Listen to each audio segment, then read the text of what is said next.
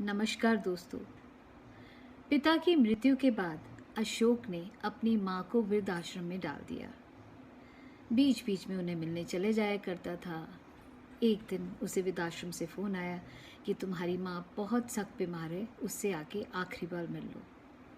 बेटा अपनी माँ के पास गया तो देखा माँ बुरी हालत में है और शायद उनके जाने का वक्त आ चुका है।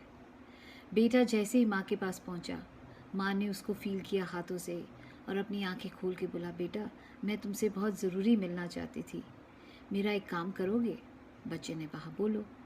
बोली, बेटा ये जो कमरे में जिसमें 25-30 लोग एक साथ रहते हैं, यहाँ पे पंखे भी बहुत पुराने हैं, क्या तुम इसमें एक एसी लगवा दोगे?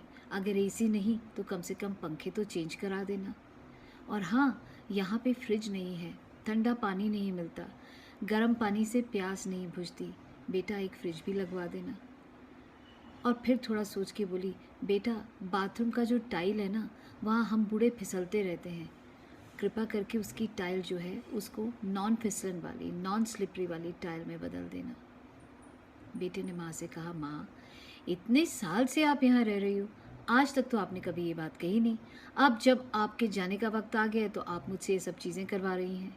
तो माँ ने कहा, हाँ बेटा, मैं तो इतने साल ये सब कष्ट सहती रही, ये दुख सहती रही, खुद को एडजस्ट करती रही, लेकिन मैं जानती हूँ तू बड़े नाज़ों पला है।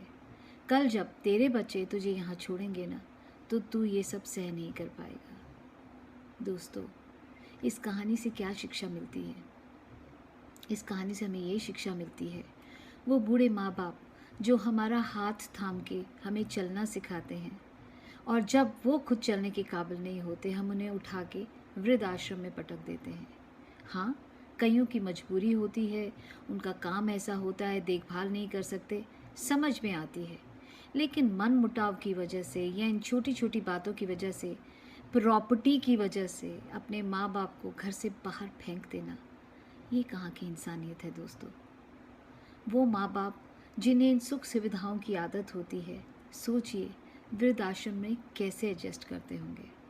तो अगर आपके मन में भी कोई ऐसा विचार चल रहा है अपने घर के बड़ों बूढ़ों के साथ, प्लीज़ रीथिंक कि कल अगर यही चीज़ आपके साथ होगी तो आपको कैसा लगेगा। इसके बारे में ज़रूर सोचिएगा दोस्तों।